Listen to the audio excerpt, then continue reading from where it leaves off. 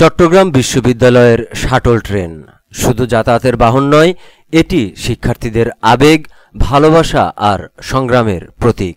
প্রতিদিন এই ট্রেনের শব্দে যেমন শুরু হয় ক্যাম্পাসের সকাল, তেমনি প্ল্যাটফর্মের কোলাহলেও লুকিয়ে থাকে অসংখ্য জীবনের গল্প।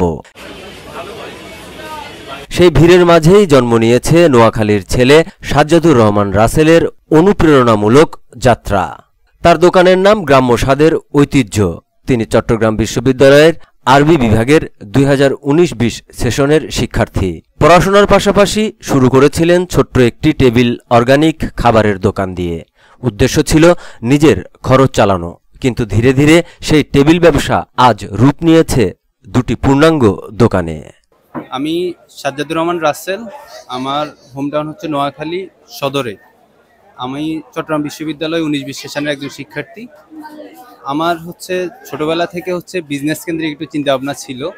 তো ওই সুবাদে ইউনিভার্সিটিতে আসার পরে ফার্স্ট ইয়ার থেকে আমি ক্যাম্পাসে ব্যবসার সাথে জড়িত ছিলাম। শুরুর দিকে আমি টেবিল নিয়ে স্টেশনের 0 পয়েন্ট, তারপর শহীদ মিনার, এখানে স্টল নিয়ে বসতাম, বগুড়ার দই আর বিভিন্ন যে অর্গানিক যে ফুডগুলো আছে, মধু, ঘি, এগুলো নিয়ে ব্যবসাটা শুরু করছি টেবিল কেন্দ্রিক সপ্তাহে 2 দিন।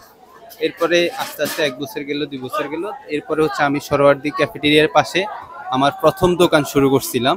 তো ওইটা ওই টাইমে একটা রাজনৈতিক একটা ইস্যুতে ছাত্রলীগ ওই দোকানটা আমার থেকে নিয়ে গেছিল তারা 15 দিনের মাথায়। ওই দোকানটা আমি খুব ভালোভাবে ফুটাই তুলছিলাম। দোকানটা হারানোর পরে আমি স্টেশনে চায়ের স্টল নিয়ে বসছিলাম। এরপরে একটা ফুডকার্ট নিয়েছিলাম। ফুডকার্টে এই আন্দোলনের আগ পর্যন্ত আমার ওই ফুডকার্টই ছিল।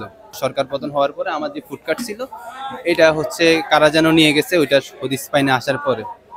এর পরবর্তীতে আমি আবার সরোয়ার্দীর ওখানে একটা দোকান নিয়েছিলাম। তো এই ক্যাম্পাস ব্যবসার পরিস্থিতি ভালো না হওয়াতে স্টেশনে মুভ করছি। আজ তার দোকানে কাজ করছেন প্রায় 15 জন মানুষ। কর্মসংস্থান তৈরি করেছেন অন্যদের জন্য, আবার নিজেও হয়েছেন স্বাবলম্বী। সকাল থেকে সন্ধ্যা শিক্ষাজীবন আর ব্যবসা দুটোই তিনি সামলাচ্ছেন সমান তালে। একদিকে ক্লাস অ্যাসাইনমেন্ট, পরীক্ষার চাপ, অন্যদিকে ব্যবসার খুঁটিনাটি। সব মিলিয়েই চলছে তার স্বপ্নযাত্রা। স্টেশনে এখন ক্যাম্পাস লাইন এবং গ্রাম্য, এই 2টা দোকান আমি পরিচালনা করতেছি। এরপরে আমার মেইন উদ্দেশ্য গ্রাম্য নিয়ে। আর গ্রাম্য বাংলাদেশে প্রসিদ্ধ অনেকগুলো খাবার আছে। তো এই খাবারগুলোর আসলে একক কোনো ব্র্যান্ডিং নেই যে কোনো একটা কেউ এই সব শুধু অর্গানিক ফুডগুলো নিয়ে কাজ করবে। বাংলাদেশে আম বলেন, এরপরে মধু, ঘি, বগুড়ার দই, মানে সব জেলায় কিন্তু প্রসিদ্ধ একটা একটা জিনিস আছে। তো আমার মেইন উদ্দেশ্য বাংলাদেশে যে প্রসিদ্ধ যে খাবারগুলো আছে এগুলারকে আমি এক ছাদে নিয়ে এসে একটা ব্র্যান্ড তৈরি করব। আর ওই ব্র্যান্ড ওইটার জন্য আমি আমার যে স্বপ্ন যেটা, ওইটার নাম দিছি গ্রাম্য। গ্রাম্য নিয়ে আমার বিশাল চিন্তা ভাবনা। এই গ্রাম্য বাংলাদেশের প্রত্যেকটা জেলায় জেলায় পৌঁছে যাবে। এই গ্রাম্যতে বাংলাদেশের যেই বেকার যুবকরা আছে যে তাদের কর্মসংস্থান হবে। আলহামদুলিল্লাহ আমার এখন 2টা দোকান মিলে আমার এখানে মোটামুটি 10-15 জন স্টাফ আছে। প্লাস এর বাইরেও বন্ধু বান্ধব অথবা যারা ক্যাম্পাসে খাবার সমস্যা আছে তারা পরিচিতর মধ্যে আর কি, তাদেরকে আমার এখানে আসে, তাদের নিজেদের মতো নিজেদের ভাই খায়। আমি কখনো তাদেরকে আর্থিক চিন্তা ভাবনা করি না। আর ক্যাম্পাসে আমাদের চট্টগ্রাম বিশ্ববিদ্যালয়ের সবচাইতে মেজর প্রবলেমের মধ্যে একটি খাবারের সমস্যা। এখানে কিন্তু প্রত্যেকটা শিক্ষার্থী পর্যাপ্ত পুষ্টিকর খাবার পাচ্ছে না, স্বাস্থ্যকর খাবার পাচ্ছে না। আমাদের যে হলগুলো আছে, হলের ক্যাফেটেরিয়াগুলোর আপনার পরিবেশ খুবই বাজে, খাবারের মান ওইটা তো আরো বাজে। শিক্ষার্থী রাসেলের এই দোকানে প্রতিদিন শত শত শিক্ষার্থীরা আসেন খাবার খেতে।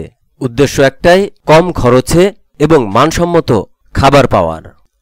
আমাদের চট্টগ্রাম বিশ্ববিদ্যালয় চট্টগ্রাম শহর থেকে একটু দূরে হওয়ায় আমাদের এখানে যে অধ্যয়নরত শিক্ষার্থীরা রয়েছে তাদের ক্ষেত্রে আমরা একটা জিনিস দেখতে পারি যে আমাদের যে বেসিক ফাইন্যান্সিয়াল মেনটেনেন্স বা মাসিক খরচ চালাতে অনেকের জন্য শহরে গিয়ে টিউশন করাতে হয় বা অন্যান্য কাজ করতে হয়, যেটা অনেক কষ্টদায়ক হয় আমাদের স্টুডেন্টদের জন্য। কারণ শহরে যাওয়া আসা করাটা অনেক ক্ষেত্রে অনেক কষ্টকর।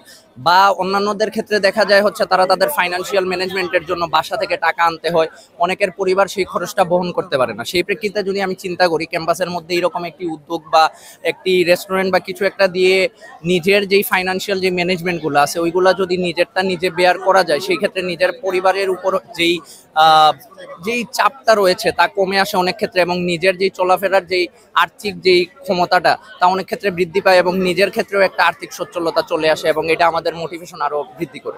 শাটল ট্রেনের প্ল্যাটফর্ম এখন শুধু যাত্রী নামা ওঠার জায়গা নয়, বরং শিক্ষার্থীদের আড্ডা আর জীবিকার অংশ। শত শত দোকানের ভিড়ের ভেতরে রাসেলের দুটি খাবারের দোকানও শিক্ষার্থীদের স্মৃতির অংশ হয়ে গেছে। প্রতিদিন ট্রেন থামলে শিক্ষার্থীরা ভিড় জমায় তার দোকানে, আর সেই ভিড়েই মিশে থাকে সংগ্রামের আনন্দ।